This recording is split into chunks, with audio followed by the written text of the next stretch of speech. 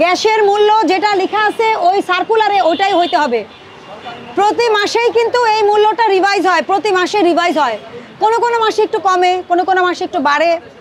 আপনারা সচেতন ভোক্তাই কিন্তু সুরক্ষিত ভোক্তা। সচেতন হলে আপনি এই যে এটা দেখে নেবেন, ডেটটা, এটা ওজন করে নেবেন। আপনি যদি সচেতন হন, সবসময় তো আমরা সব জায়গায় থাকতে পারবো না। আপনারা যদি এই জবাবদিহিতাগুলো চান তাহলে কিন্তু অনেক কমে যাবে, ফ্রডুলেন্স অনেক কমে যাবে। হোম ডেলিভারি দেয় ওটা হোম ডেলিভারিটা আপনি আলাদা চার্জ, ওটা আপনি যদি খুশি হয়ে কাউকে ফ্রি ডেলিভারি দেন এটা আপনার ইচ্ছা। কোনো ভোক্তা যদি খুশি হয়ে আপনাকে 20 টাকা হোম ডেলিভারি চার্জ দেয় সেটা তার ইচ্ছা। আমরা আপনাকে কি বলছি, এনার্জি রেগুলেটরি কমিশনের যে রেট এটাই বাস্তবায়ন হতে হবে মার্কেটে।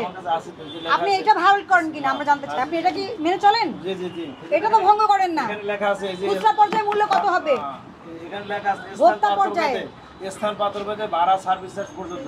আমরা যদি এই গ্যাসটা কাছে দেই তাহলে তো 50 টাকা সার্ভিস চার্জ নেব। খুচরা বিক্রয় মূল্যটা আপনি ঠিক আছে কিনা সেটা বলেন, আর সার্ভিস চার্জ তো আলাদা। ম্যাডাম 1410 টাকা রেট, 1410 টাকায় বিক্রি করছে। বুঝতে পারছেন? আরো বেশি বিক্রি করি না। আপনি যদি নিয়ম মেনে চলেন হিসাবটা দিতে পারেনি আসলে, উনি 1410 টাকায়। হ্যাঁ, আরেক জায়গায় তো দেখলাম 1400। এটা আমি বলি আপনার বলেন ব্যবসা তো, আমি যদি একটা দুইটা গ্যাস দেই এইখানে কি তিনটা বিক্রি করছে আপনার 1550। তিনটা কত কেজি? 1550 করে বিক্রি করছে। কেন? কোনটা? এই যে ওরে সর্বনাশ। এটা গাড়ি ভাড়া সহ, গাড়ি ভাড়া সহ। কোথায় গাড়ি ভাড়া? আপনার গাড়ি এটা আমি বলি এটা 1550, এটা দুই দিন, এটা 45 কেজি গ্যাস। কোনটা? 45 না 12 কেজি, 12 কেজি। এটা 1550 করে। এটা আমি দেখেন এটা কোথায় 47 গিরে নয়, আমি রিকশা ভাড়া দিয়ে ওনারে পৌঁছাই দিয়েছি। তা আপনার এটা আলাদাভাবে লিখতে হবে ভাড়া। এটা অনেক সময় লেখা হয় না। না না, অনেক সময় আপনি দেখেন এটা পরীক্ষিত তো, এই যে অ্যাড্রেসও লেখা আছে 447 গিরে নয়।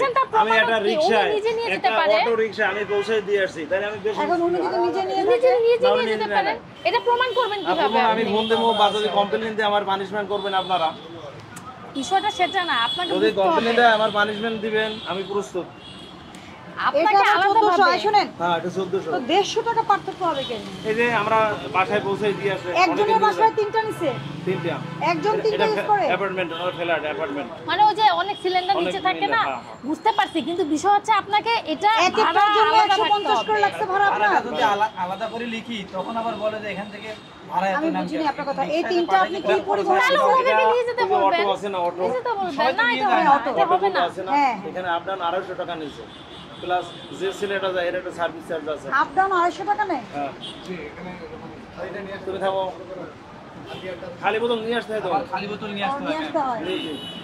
না না, এটা এইভাবে লেখার নিয়ম না। আপনি আমার কথা ঠিক বুঝছেন? আছে, শুনেন। অনেক জায়গায় লেখাও আছে সোজা কিন্তু কথা, সবগুলো লেখি না, আচ্ছা, সেটা আমাদের অনেক জায়গায় লেখা থাকলে একটা দুটো দেখালেন, এটা 1400 বেচছেন, ঠিক আছে। 12 কেজির একটা 1600 টাকা, এটা কিভাবে হলো? না, এই যে 1550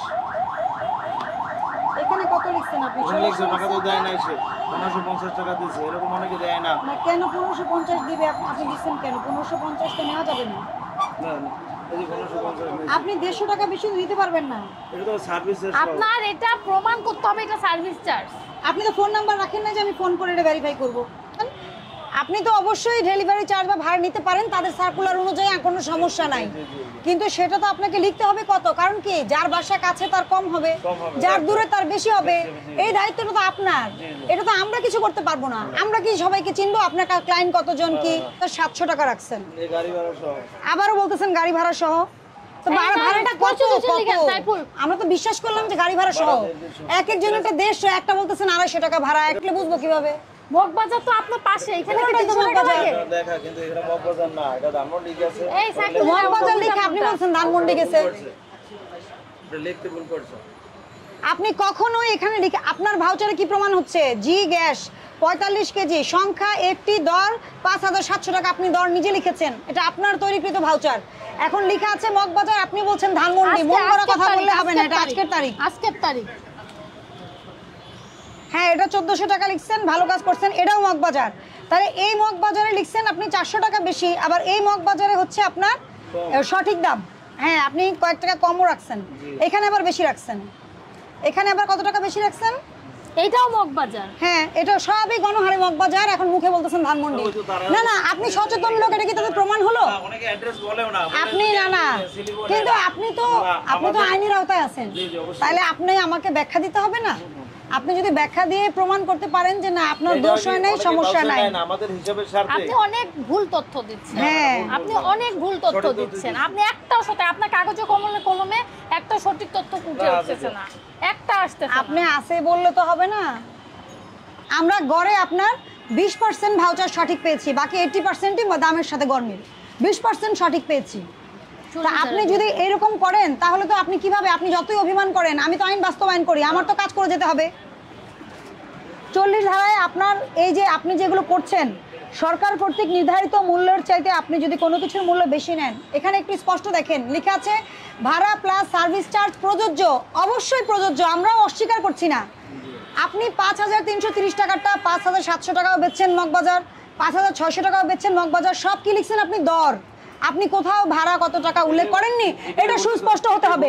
রাস্তার ভাড়া সুস্পষ্ট, রাস্তার ভাড়া সুস্পষ্ট এবং সুনির্দিষ্ট। আপনি মন গড়া বললে হবে না যে একজনের ক্ষেত্রে 400 টাকা, একজনের ক্ষেত্রে 300 টাকা, সবই তো মগবাজার।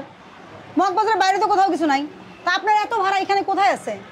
আপনি যদি সুনির্দিষ্ট লিখতেন অথবা মোবাইল নাম্বারটা রাখতেন, আমরা ফোন করে ভেরিফাই করতাম, যেটা আপনি কিছুই রাখেননি। এখন বলেন এই কি সংশোধন হবেন না হবেন না? হ্যাঁ, আপনারা কেউ বেশি দামে সিলিন্ডার কিনবেন না।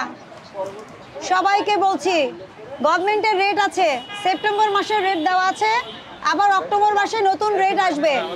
আপনাদের দায়িত্ব হচ্ছে আপনারা এটা দেখে কিনবেন, রেটটা লাগানো থাকে, অথবা এনার্জি রেগুলেটরি কমিশনের রেটটা দেওয়া থাকে, আপনি ওটা যাচাই করে কিনবেন।